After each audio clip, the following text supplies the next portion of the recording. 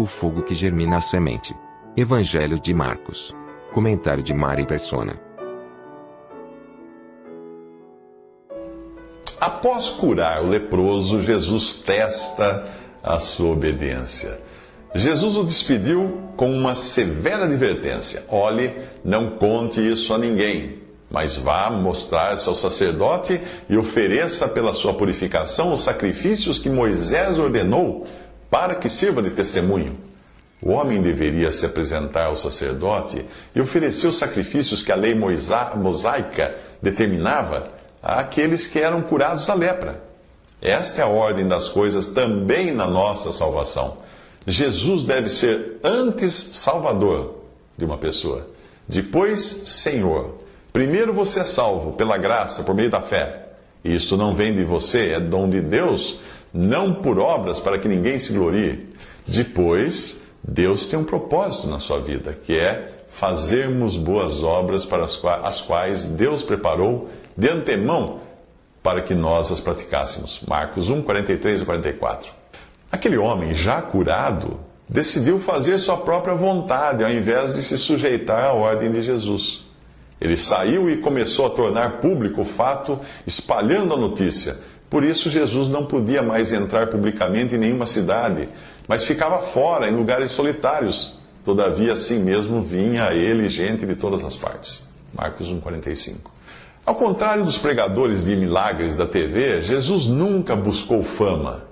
Ele veio no caráter de um servo humilde e sabia que as pessoas iriam querer transformá-lo em celebridade, não por ele ser quem era, o Filho de Deus vindo em carne, mas pelos benefícios que elas poderiam obter dele. Alguns anos mais tarde, enquanto estava em Jerusalém, na festa da Páscoa, muitos viram os sinais miraculosos que ele estava realizando e creram no seu nome. Mas Jesus não se confiava a eles, pois conhecia a todos. Não precisava que ninguém lhe desse testemunho a respeito do homem, pois ele bem sabia o que havia no homem. João 2, 23 a 25.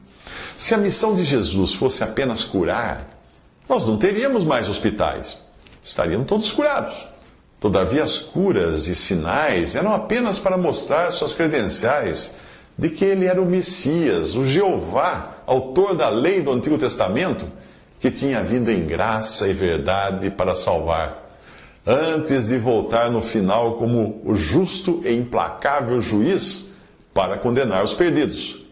Antes de ser o libertador que todo judeu aguardava, um libertador poderoso, o Messias, ele teria de ser sacrificado como um cordeiro levado para o matadouro e como uma ovelha que diante de seus tosqueadores fica calada. Ele deveria ser traspassado por causa das nossas transgressões, esmagado por causa de nossas iniquidades, como fala Isaías 53, de 5 ao 7. Só assim ele resolveria a questão do pecado, que é a pior enfermidade do ser humano. E você? Você busca Jesus por estar doente ou por ser um pecador? Jesus volta a Cafarnaum. O povo ouviu falar que ele estava em casa. Então muita gente se reuniu ali de forma que não havia lugar nem junto à porta, e ele lhes pregava a palavra. Isso está em Marcos 2, versículo 1. Na mesma cidade, ele já tinha libertado um homem possesso e curado a mãe de Pedro, além de muitos que sofriam de várias doenças, e também expulsou muitos demônios. Marcos 1, 30 ao 34. De volta a Cafarnaum, agora ele irá curar um homem aleijado e perdoar os seus pecados, causando indignação nos fariseus. Se você vivesse naquela época, talvez gostaria de ter morado em Cafarnaum, cidade tão privilegiada por sinais, curas e libertações de Jesus. Será? Mais tarde, Jesus iria dizer daquela cidade: e você, Cafarnaum, será elevado até o céu? Não, você descerá até o Hades. Se os milagres que em você foram realizados tivessem sido realizados em Sodoma, ela teria permanecido até hoje. Mas eu lhes afirmo que no dia do juízo haverá menor rigor para Sodoma do que para você. Mateus 11, 23. Todo privilégio traz consigo a responsabilidade.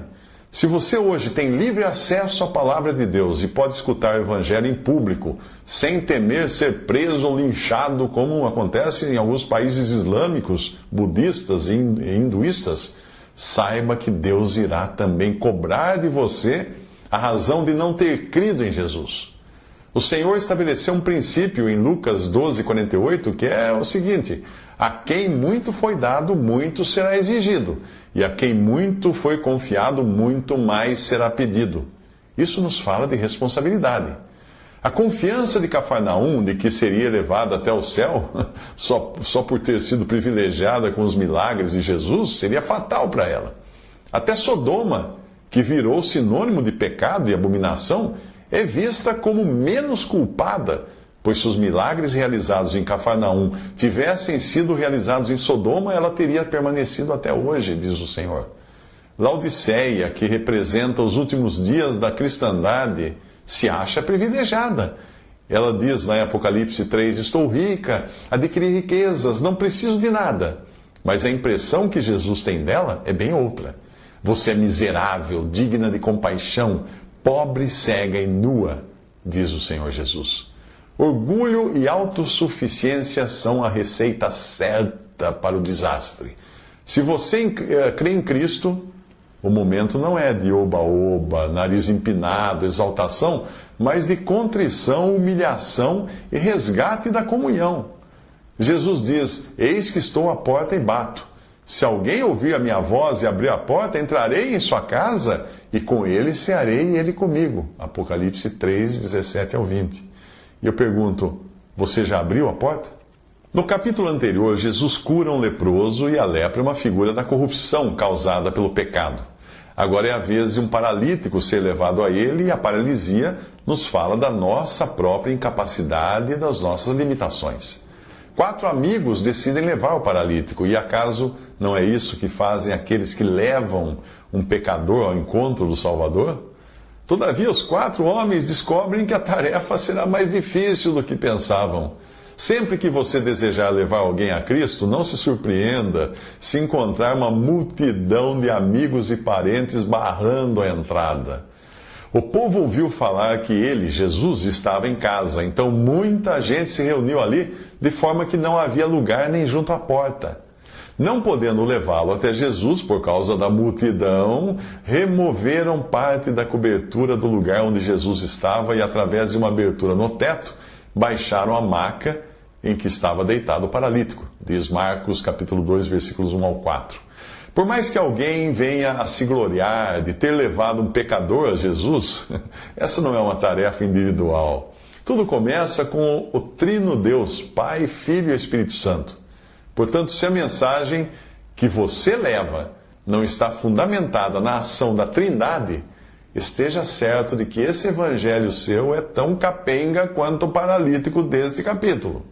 Paulo ensina que há diferentes tipos de dons, mas o Espírito é o mesmo. Há diferentes tipos de ministérios, mas o Senhor é o mesmo. Há diferentes formas de atuação, mas é o mesmo Deus quem efetua tudo em todos. 1 Coríntios 12, de 4 a 6. A salvação é uma obra sobrenatural. Ela não depende da persuasão humana, nem do diploma de teologia, mas somente do Espírito Santo. E quem prega não precisa estar sujeito a uma organização missionária, mas ao Senhor. E o que escuta as boas novas não será salvo pela eloquência do pregador ou pela música e outras artificialidades, mas pela obra de Deus. Aclamar, aplaudir e bajular pregadores é carnalidade, conforme explica o apóstolo Paulo. Quando alguém diz eu sou de Paulo e outro eu sou de Apolo, não estão sendo mundanos. Afinal de contas, quem é Apolo? Quem é Paulo? Apenas servos, por meio dos quais vocês vieram a crer, conforme o ministério que o Senhor atribuiu a cada um. Eu plantei, Apolo regou, mas Deus é quem fazia crescer, de modo que nem o que planta, nem o que rega são alguma coisa, mas unicamente Deus que efetua o crescimento. Isso está em 1 Coríntios 3, de 1 a 7. Pense nisto da próxima vez que você sentir vontade de bajular alguém por sua dedicação, seu conhecimento e pela sua eloquência no Evangelho. Pense nisso antes de bajular. Apesar das dificuldades e da multidão que atrapalhava, aqueles 4 amigos abrem um buraco no teto e conseguem baixar o paralítico dentro da casa. Imagine a surpresa de todos quando o pobre homem foi apresentado a Jesus daquela maneira nem um pouco convencional. Por isso é bom não criar regras e limites de como uma pessoa deve ir a Cristo, e nem achar que seus esforços em evangelizá-la não tenham sido bem-sucedidos por ela não ter se convertido de imediato.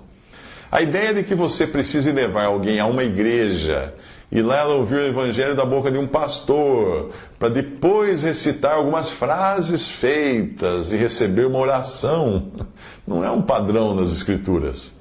Diga a essa pessoa que Jesus morreu para levar os seus pecados, ressuscitou para a sua justificação. Fale a ela do juízo vindouro e deixe o Espírito Santo fazer a obra no coração dela. Ou simplesmente entregue um folheto, um link, uma mensagem gravada como esta. Uma vez eu li de um homem que pegou na calçada um folheto evangelístico, que tinha sido jogado fora, dobrou o papel e o enfiou no sapato para resolver o problema do prego que machucava o seu pé. Quando ele chegou em casa, ficou curioso, decidiu ler a mensagem e se converteu. Quem entregou o folheto a uma pessoa e viu essa pessoa amassar e jogar fora, só no céu vai descobrir que o seu esforço não foi em vão, salvou outro. Muitas mães oram a vida inteira pela conversão de um filho e partem daqui sem saber se as suas orações foram atendidas. Talvez o filho seja uma semente de sequoia. Quando eu visitei um parque de sequoias na Califórnia, eu percebi que aquelas gigantescas árvores centenárias tinham nos seus troncos sinais de muitas queimadas. No passado, o serviço de conservação do parque quase causou a extinção das sequoias quando passou a apagar os incêndios causados por raios. Mas logo perceberam que não nasciam mais novas árvores, pois para suas sementes se abrirem, elas precisavam ter as suas cascas queimadas pelo fogo. Hoje, os guardas florestais provocam incêndios periódicos e controlados nas florestas para as sementes germinarem. Assim é com quem ouve a palavra. Alguns podem se converter imediatamente, outros ficam com a semente latente no coração até passarem por algum fogo de aflição. A certeza que tranquiliza quem evangeliza é que Deus garante: a palavra que sai da minha boca não voltará para mim vazia, mas fará o que desejo e atingirá o propósito para o qual a enviei. Isaías 55:11. E Jesus viu a fé que eles tinham, aqueles 4 amigos e mais o doente, em Marcos 1:5, mas não curou de imediato o paralítico. Por quê? Porque havia algo mais importante ali do que curar simplesmente o corpo.